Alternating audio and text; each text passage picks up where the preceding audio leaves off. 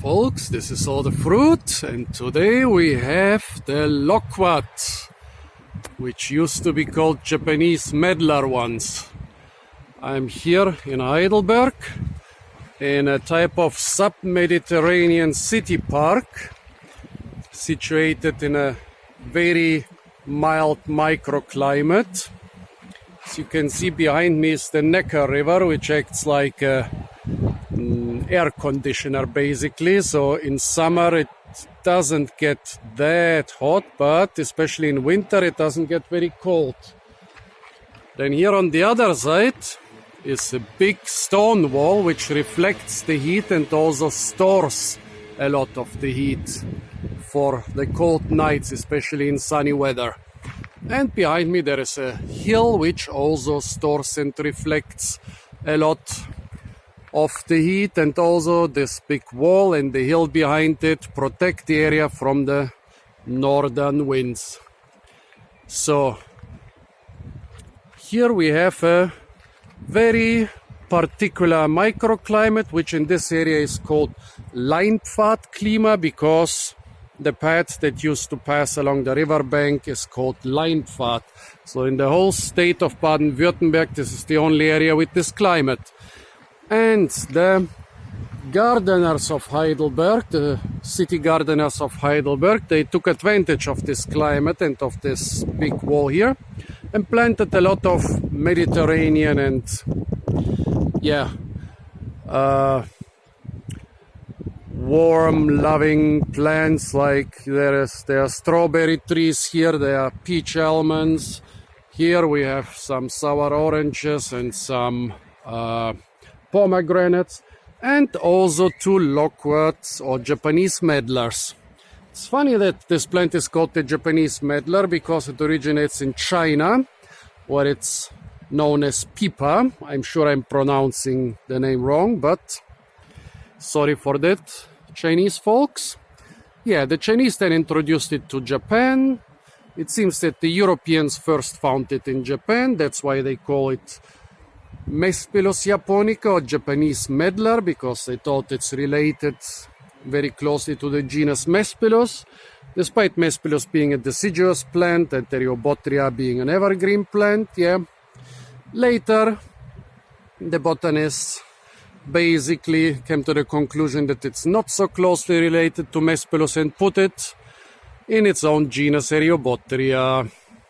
Yeah, but it was still known for a very long time as the Japanese medlar. It's still known in some countries as the Japanese medlar, but nowadays it's so much more common in places with warm or mild climate that, people start referring to the German or European medlar as Nispero europeus to distinguish them from the much more common Japanese medlar, which is actually the Chinese medlar. Well, here in Germany, it doesn't usually find the right conditions for fruiting. Basically, it's really common in places like southern China, Central Asia, the Middle East, the Mediterranean, Mexico, Florida, California, the southern US. Also like hilly places in India, in the Philippines and Sri Lanka, like in tropical and subtropical countries, in cool mountain climates. But in more temperate climates like Germany, it was always rather used as an ornamental because of the nice evergreen leaves. It fruits here basically once in a blue moon. There is one very rare variety that fruits basically every year, but those here, they fruit about once in 10 years. I wasn't in Germany this winter, but the winter seems to be extremely mild, because even when the medlars, the loquats, were fruiting 10 years ago, we did not have a harvest like this. Look at that. Well, they seem to have some problem. I don't know what it is, but in this tree, most of the fruit are kind of damaged on the upper side. Most of them are not ripe yet, but as soon as they get really ripe and get discovered by the people, they will be gone in an instant, and even the tree will probably be damaged.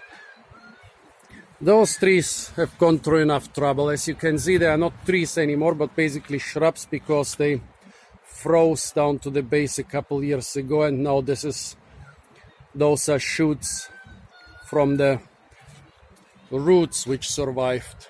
Yeah, so they are not perfectly ripe yet, but the first ones are ripe enough. So let's try one. I usually like them really ripe when they start getting orange. Those are not that ripe yet, but most people will be happy to eat them in that condition.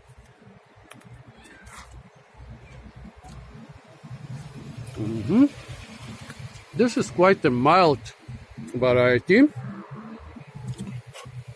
This particular fruit is not very sweet, but also not very sour, so perfectly edible for my standards. Although I might return in a week or two when they're even better. Let's see those damaged fruit. Well, the undamaged part already looks kind of orangish. Yeah, nice. Still not too sweet, but even better than the last one. Yeah. So remember, folks, this is not normal. They fruit really once in about 10 years, and they only started fruiting after the year 2000 because of climate change. Before that, I don't think there was even a single recorded case of Loquats fruiting in Germany without protection in the open.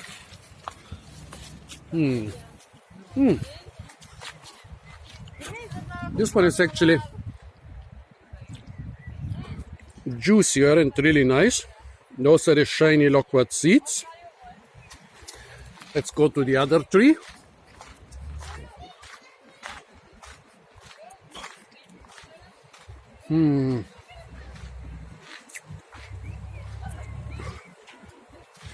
Let's find some really nice and ripe ones. So here we are.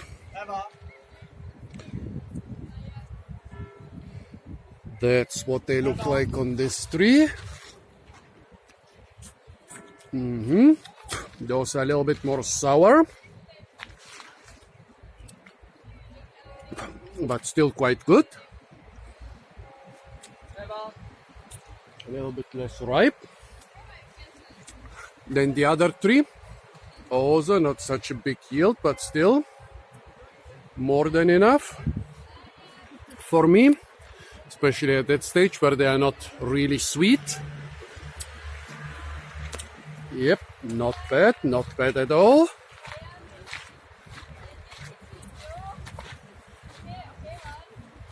So folks, this was the Loquat, or Japanese medlar, fruiting, as far as I can say, for the second time ever in Germany, in outdoors unprotected conditions, but in this sheltered microclimate.